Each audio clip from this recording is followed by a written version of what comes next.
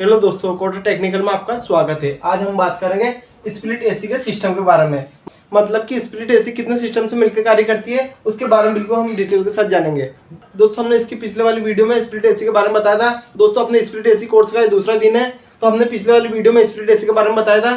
Split AC कहाँ प्रयोग की जाती है, इंडोर आउटडोर के अंदर कौन कौन से भाग लगाए जाते हैं। तो दोस्तों आज की वीडियो में हम समझेंगे स्प्लिट एसी के सिस्टम के बारे में। मतलब कि स्प्लिट एसी कितने सिस्टम से मिलकर कार्य करती है। दोस्तों, मैं आपको बताता हूँ स्प्लिट एसी कहाँ प्रयोग की जाती है। जहाँ अपने घर में हवा निकलने का कोई पाबंद ना हो वहाँ अपने स्प्लिट एसी का प्रयोग करते हैं। मतलब जहाँ अपने घर में हवा निकलने की कोई व्यवस्था नहीं हो वहाँ अपने स्प्लिट एसी का प्रयोग करते हैं। मतलब कि दो टुकड़ों में लगाई जाने वाली एसी को स्प्लिट एसी बोला जाता है। स्प्लिट एसी कितने सिस्टम से मिलकर कार्य करती है। अपना स्प्लिट एसी 3 सिस्टम से मिलकर कार्य करती है। कौन कौन से? मैकेनिक सिस्टम, इलेक्ट्रिकल सिस्टम और एयर फ्लो सिस्टम। अब मैं आपको बताता हूँ मैकेनिक सिस्टम में कितने भाग आते हैं, एयर फ्लो में कितने भाग आते हैं, इन सबका क्या काम होता है, इन सभी के बारे में बिल्कुल डिटेल के साथ जानेंगे। दोस्तों, अगर आपने अभी तक चैनल को सब्सक्राइब नहीं किया तो चैनल को सब्सक्राइब कर लीजिए। साथ में बेल आइकन का बटन भी दबाइए जिससे हमारी आने वाली वीडियो की नोटिफिकेशन आप तक पहुंच सके। तो दोस्तों, हम बात करेंगे मैकेनिक सिस्टम के बारे में। दोस्तों, अपने पहला सिस्टम है मैकेनिक सिस्टम। मैकेनिक सिस्टम किसे बोला जाता है? वहाँ सिस्टम जिसके द्वारा गैस का संचार होता है उसे मैकेनिक सिस्टम बोला जाता है। वहाँ सिस्टम जिसके द्वारा गैस का संचार होता है उसे मैकेनिक सिस्टम बोला जाता है। मतलब कि इनके द्वारा अपने गैस का संचार होता है उसे मैकेनिक सिस्टम बोला जाता है। दोस्तों उसी तरीके से इलेक्ट्रिकल सिस्टम किसे बोला जाता है? इलेक्ट्रिकल सिस्टम किसे बोला जाता है? स्प्लिट एसी का जिन जिन भागों में विद्युत का संचार होता है, स्प्लिट एसी का जिन जिन भागों में विद्युत का संचार होता है उसे अपने इलेक्ट्रिकल सिस्टम बोला जाता है। उसी तरीके से एयर फ्लो सिस्टम, वहाँ सिस्टम जिसके द्वारा अपने एयर का फ्लो होता है उसे अपने एयर फ्लो सिस्टम बोला जाता है। दोस्तों, अपने विंडो एसी की तरह ही अपने 3 सिस्टम से मिलकर कार्य करती है। मैंने आपको विंडो एसी का कोर्स कराया था, उसमें आपको बताया था अपने विंडो एसी 3 सिस्टम से मिलकर कार्य करती है। उसी तरीके से अपने स्प्लिट एसी भी 3 सिस्टम से मिलकर कार्य करती है। दोस्तों, मैं इन सबके बारे में बताऊंगा किसके क्या काम होता है और इसमें कौन कौन से भाग प्रयोग किए जाते हैं। वीडियो के एंड तक बने रहिए। तो दोस्तों, अपने पहले नंबर पे कंप्रेसर। तो दोस्तों, अपने पहले नंबर पे कंप्रेसर का क्या काम होता है? कंप्रेसर का काम होता है एक तरफ से गैस को खींचना, दूसरी तरफ गैस को फेंकना काम अपने कंप्रेसर का होता है। एक तरफ से गैस को खींचना, दूसरी तरफ गैस को फेंकना काम अपने कंप्रेसर का होता है। दोस्तों, अपने स्प्लिट एसी में कौन सा कंप्रेसर प्रयोग किया जाता है? स्प्लिट एसी में अपने रोटरी कंप्रेसर प्रयोग किया जाता है। कौन सा? रोटरी कंप्रेसर प्रयोग किया जाता है। रोटरी कंप्रेसर की विशेषता होती है इसे पतला सा रहता है और इसके पास में अपने एक्यूमुलेटर भी लगा रहता है। दोस्तों, अपने पहले के टाइम पर सेमी हार्मेटिक कंप्रेसर भी प्रयोग किया जाता था, पर अभी वर्तमान में अपने रोटरी कंप्रेसर प्रयोग किया जाता है। दोस्तों, आपको स्क्रीन पर नजर आ रहा होगा रोटरी कंप्रेसर किस तरीके से होता है। सेमी हार्मेटिक कंप्रेसर कौन सा होता है दोस्तों? जो अपने फ्रिज में प्रयोग किया जाता है। दोस्तों, जो अपने फ्रिज में प्रयोग किया जाता है उसी तरीके से होता है, पर ये दोस्तों ये बड़ी साइज में होता है। दोस्तों, इसका वर्तमान में अपने प्रयोग बंद हो चुका है क्योंकि ये महंगा होता है और इसका वेट भी भारी होता है। अभी वर्तमान में अपने कौन सा कंप्रेसर प्रयोग किया जाता है? Rotary compressor. दोस्तों, रोटरी कंप्रेसर की विशेषता होती है ये पतला सा रहता है, साथ में एक्यूमुलेटर भी लगा रहता है। दूसरी तरीके दोस्तों कंडेंसर कौन सा होता है? दोस्तों, अपने कंडेंसर अपने फिन्स ट्यूब टाइप कंडेंसर प्रयोग किया जाता है। दोस्तों, अपने स्प्लिट एसी में कौन सा कंडेंसर प्रयोग किया जाता है? दोस्तों, अपने स्प्लिट एसी में फिन्स ट्यूब टाइप कंडेंसर प्रयोग करते हैं। ये आपको स्क्रीन में नजर आ रहा होगा फिन्स ट्यूब टाइप, बीच में आपको पतली पतली झिल्लियां नजर आ रही होगी। दोस्तों, इसे अपने फिन्स बोला जाता है और फिन्स अपने एल्यूमिनियम के बने रहते हैं। तो कंडेंसर क्या काम होता है? कंडेंसर काम होता है दोस्तों वेपर से द्रव बनाना। कंडेंसर काम होता है दोस्तों जो गैस रहती है उसे गैस को अपने वेपर से द्रव बनाता है। जो वो गैस अपने वाष्प में रहती है तो वाष्प को द्रव बनाने का काम अपने कंडेंसर का होता है। दोस्तों, अपने स्प्लिट एसी में कौन सा फिल्टर प्रयोग करते हैं? Standard filter. कौन सा? स्टैंडर्ड फिल्टर प्रयोग करते हैं। काम होता है दोस्तों अपने स्प्लिट एसी के अंदर जो गैस रहती है उस गैस को छानना है काम, उस गैस को छानना है काम अपने फिल्टर का होता है। फिल्टर नाम से पता चल रहा होगा दोस्तों आपको, फिल्टर मतलब कि फिल्टर करना। उसी तरीके से दोस्तों अपने कैपिलरी ट्यूब का काम होता है प्रेशर को कंट्रोल करना। कंप्रेसर के द्वारा जो गैस फेंकी जाती है उस गैस के प्रेशर को कंट्रोल करने के लिए कैपिलरी ट्यूब का प्रयोग करते हैं। दोस्तों, अपने स्प्लिट एसी में कितने लंबाई की कैपिलरी ट्यूब प्रयोग करते हैं?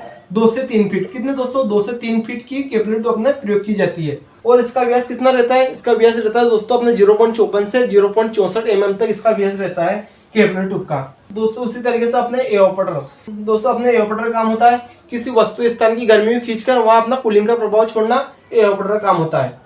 दोस्तों, अपने स्प्लिट एसी में कौन सा एवापोरेटर प्रयोग किया जाता है? फिन्स ट्यूब टाइप एवापोरेटर प्रयोग किया जाता है। ये अपना कोयल टाइप होता है और फिन्स ऊपर अपने फिन्स लगे रहते हैं।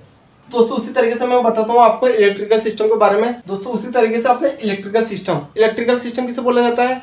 स्प्लिट एसी के जिन जिन भागों में विद्युत का संचार होता है, स्प्लिट एसी के जिन जिन भागों में विद्युत का संचार होता है उसे अपने इलेक्ट्रिकल सिस्टम बोला जाता है। सबसे पहले अपने कंप्रेसर क्या काम होता है? दोस्तों, मैंने आपको कंप्रेसर के बारे में बताया है। कंप्रेसर का काम होता है एक तरफ से गैस को खींचना, दूसरी तरफ गैस को फेंकना का काम अपने कंप्रेसर का होता है। रोटरी कंप्रेसर होता है दोस्तों, इसमें सप्लाई देने के लिए 3 पॉइंट होते हैं। एक तरह की मोटर होती है दोस्तों ये कंप्रेसर एक तरह की मोटर होती है। एक तरफ से गैस को खींचना और दूसरी तरफ गैस को फेंकना का काम अपने कंप्रेसर का होता है। उसी तरीके दोस्तों कंडेंसर फैन, दोस्तों आपको पता होगा अपना कंडेंसर कार्य करता है उस टाइम पे गर्म होता है। दोस्तों अपना कंडेंसर जिस टाइम पे सिस्टम काम करता है उस टाइम पे अपना गर्म होता है, तो उस कंडेंसर की हीटिंग को, उस कंडेंसर को ठंडा करने के लिए या उस कंडेंसर की हीटिंग को दूर करने के लिए कंडेंसर फैन का प्रयोग करते हैं। दोस्तों आपको पता होगा अपना स्प्लिट एसी कार्य करती है उस टाइम पे अपना कंडेंसर गर्म होता है, तो कंडेंसर गर्म होता है तो इसे ठंडा करने के लिए एक फैन प्रयोग करते हैं। कंडेंसर को जिसके द्वारा ठंडा किया जाता है, कंडेंसर को जिसके द्वारा अपना ठंडा किया जाता है उसे अपना कंडेंसर फैन बोला जाता है। दोस्तों आपको स्क्रीन पर नजर आ रहा होगा, दोस्तों मैं इन सभी के बारे में आपको बता रहा हूँ, सभी आपको स्क्रीन पर नजर आ रहे होंगे। तो दोस्तों कंडेंसर फैन की क्या काम होता है, कंडेंसर फैन का काम होता है कंडेंसर को ठंडा करने के लिए, मतलब कि उसकी हीटिंग को दूर करने के लिए, उसे ठंडा करने के लिए अपना कंडेंसर फैन का प्रयोग करते हैं। दोस्तों उसी तरीके से अपने कैपेसिटर का क्या काम होता है, कैपेसिटर का काम होता है दोस्तों अपने कंप्रेसर मोटर को झटका देकर स्टार्ट करने के लिए और मोटर को लगातार चलाने के लिए कैपेसिटर का प्रयोग किया जाता है। दोस्तों अपने एसी के अंदर 2 तरह के कैपेसिटर प्रयोग करते हैं, कौन कौन से, स्टार्टिंग कैपेसिटर और रनिंग कैपेसिटर। रनिंग कैपेसिटर काम होता है कंप्रेसर मोटर को या किसी भी मोटर को लगातार चलाने का काम अपने रनिंग कैपेसिटर का होता है। उसी तरीके से दोस्तों अपने स्टार्टिंग कैपेसिटर का काम होता है मोटर को स्टार्टिंग के समय झटका देना है काम, मतलब कि उसे उठाना है काम, मतलब कि उसे स्टार्टिंग के टाइम पे झटका देना है काम अपने स्टार्टिंग कैपेसिटर का होता है। दोस्तों अपने स्टार्टिंग कैपेसिटर ओनली मोटर को झटका देने का काम करता है, कुछ क्षण के लिए काम करता है बस ओनली। और रनिंग कैपेसिटर लगातार काम करता है मोटर को लगातार घुमाने के लिए। उसी तरीके से अपना वोल्टेज रिले का क्या काम होता है, दोस्तों आपको स्क्रीन पर नजर आ रहा होगा वोल्टेज रिले किस तरीके से होता है। वोल्टेज रिले का काम होता है रनिंग कैपेसिटर और स्टार्टिंग कैपेसिटर को एक साथ चलाने के लिए वोल्टेज रिले के माध्यम से किया जाता है। रनिंग कैपेसिटर और स्टार्टिंग कैपेसिटर को एक साथ चलाने के लिए वोल्टेज रिले का प्रयोग करते हैं। उसी तरीके से दोस्तों अपना पीसीबी का क्या काम होता है, वह माध्यम जिसके द्वारा स्प्लिट एसी को उपभोक्ता बिना सीट से उठे पूरी एसी को कंट्रोल कर सकता है। वह माध्यम जिसके द्वारा स्प्लिट एसी को बिना सीट से उठे पूरी एसी को कंट्रोल कर सकता है। पीसीबी में एक रिमोट रहता है, रिमोट के माध्यम से उपभोक्ता जहां बैठा वहीं से अपना पूरी एसी को चला सकता है। जैसे कि एसी को ऑन करना है तो वह रिमोट के द्वारा अपने एसी को ऑन कर सकता है। उससे उसे ब्लोअर मोटर की स्पीड को बढ़ाना है तो वो ब्लोअर मोटर का बटन दबाएगा जिससे उसकी स्पीड बढ़ जाएगी। उसे जैसे कि उसे स्विंग को चालू करनी है तो स्विंग वाले बटन को दबाएगा जिससे अपने स्विंग चालू हो जाएगी। दोस्तों पीसीबी के द्वारा उपभोक्ता बिना सीट से उठे पूरी एसी को कंट्रोल कर सकता है। तो दोस्तों अपना आगे की तरफ है ब्लोअर मोटर क्या होती है, दोस्तों ब्लोअर फैन को घुमाने के लिए ब्लोअर मोटर का प्रयोग करते हैं। दोस्तों अपने ब्लोअर फैन का क्या काम होता है, रूम के अंदर गर्म हवा खींचकर ठंडी हवा फेंकना काम अपने ब्लोअर फैन करता है। दोस्तों आपने विंडो एसी में ब्लोअर फैन मोटर देखी होगी, अपने कूलर की मोटर के समान होती है, पर दोस्तों इसकी विशेषता होती है दोनों तरफ अपना शाफ्ट निकली रहती है। पर ये दोस्तों ये अपने अलग तरीके से होती है, ये बस अपने एक तरफ शाफ्ट निकली रहती है। क्या अंतर रहता है, तो अपने स्प्लिट एसी का ब्लोअर फैन लंबा रहता है और विंडो एसी का ब्लोअर फैन अपना बड़ा रहता है गोल साइज में। उसी तरीके से दोस्तों आगे की तरफ अपना स्विंग मोटर का काम होता है, स्विंग मोटर का काम होता है हवा को दिशा देने का काम अपने स्विंग मोटर का होता है। ग्रिल के माध्यम से हवा को दिशा देने का काम अपने स्विंग मोटर का होता है। उसी तरीके से दोस्तों आगे की तरफ जंक्शन क्या होता है, जंक्शन का काम होता है विद्युत को चारों तरफ फैलाना का काम अपने जंक्शन का होता है। जंक्शन इस तरीके से होता है, इसमें अपने न्यूट्रल फेज की सप्लाई दी जाती है, जंक्शन के माध्यम से अपने स्प्लिट एसी में सप्लाई को इन कराया जाता है।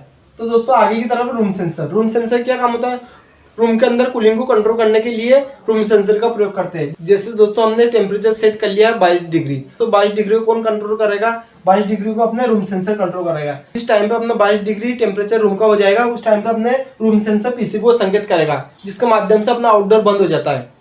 दोस्तों उसी तरीके से आगे की तरफ कोयल सेंसर क्या काम होता है, एयर ऑपरेटर की कूलिंग को कंट्रोल करने के लिए कोयल सेंसर का प्रयोग करते हैं। यदि किसी कारणवश अगर एयर ऑपरेटर की कोयल पर बर्फ जम जाता है तो उसकी कूलिंग को कंट्रोल करने के लिए अपने कोयल सेंसर का प्रयोग करते हैं। ये क्या करेगा, उसकी पीसीबी को संकेत करेगा, पीसीबी को संकेत करेगा जिसके माध्यम से अपना आउटडोर बंद हो जाएगा। दोस्तों उसी तरीके से आगे की तरफ है मैग्नेटिक कॉन्टैक्टर क्या काम होता है, दोस्तों आपने सभी एसी में नहीं लगाया जाता है।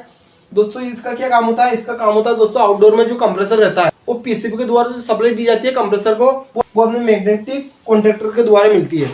इससे क्या होता है, इससे अपने पीसीबी पर लोड नहीं पड़ता है जिससे अपने पीसीबी जल्दी खराब नहीं होती है। ये सभी एसी में नहीं लगाया जाता है। दोस्तों अपना आगे की तरफ है एयर फ्लो सिस्टम। तो दोस्तों उसी तरीके से अपने एयर फ्लो सिस्टम किसे कहते हैं, वह सिस्टम जिसके द्वारा अपने एयर का फ्लो होता है उसे अपने एयर फ्लो सिस्टम कहते हैं।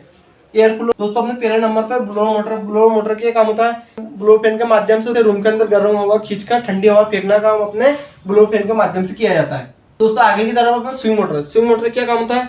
स्विंग मोटर का काम होता है ग्रिल के माध्यम से हवा को दिशा देना का अपने स्विंग मोटर का होता है। तो दोस्तों आप स्विंग मोटर जानते होंगे, ये अपने ग्रिल के माध्यम से ऊपर नीचे हवा को दिशा देना, जैसे दाएं बाएं या ऊपर नीचे इस तरीके से हवा को दिशा देना का अपना स्विंग मोटर का होता है।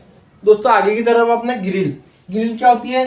स्विंग मोटर के आगे की तरफ जिसके माध्यम से हवा को दिशा मिलती है उसे अपने ग्रिल बोला जाता है। तो इसी के माध्यम से अपने स्विंग मोटर हवा को दिशा देना का काम करती है। तो दोस्तों अपना आगे की तरफ है एयर फिल्टर। एयर फिल्टर क्या काम होता है? एयर फिल्टर काम होता है एयर को शुद्ध करने के लिए एयर फिल्टर का प्रयोग करते हैं। ये एयरपोर्टर के ऊपर की तरफ लगे रहते हैं।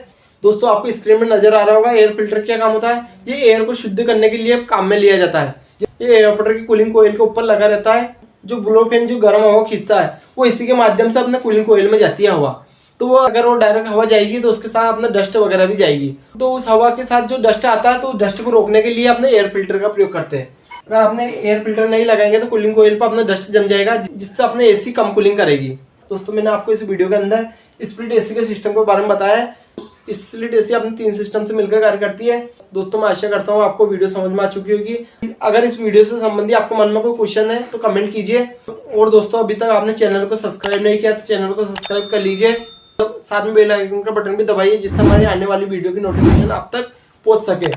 दोस्तों अगर आपको वीडियो अच्छी लगी तो एक प्यारा सा कमेंट भी कीजिए, जिससे मेरा हौसला बढ़ सके। मैं आपको इस चैनल पर house wiring, motor winding, AC, fridge, RO, washing machine, deep freezer सभी के कोर्स की बारी बारी से वीडियो बनाऊंगा। तो दोस्तों चैनल को सब्सक्राइब कर लीजिए। दोस्तों अपने स्प्लिट एसी कोर्स का दूसरा दिन था। दोस्तों आगे वाली वीडियो में इन सभी के बारे में अलग अलग तरीके से बताऊंगा। तो वीडियो देखने के लिए बहुत बहुत धन्यवाद।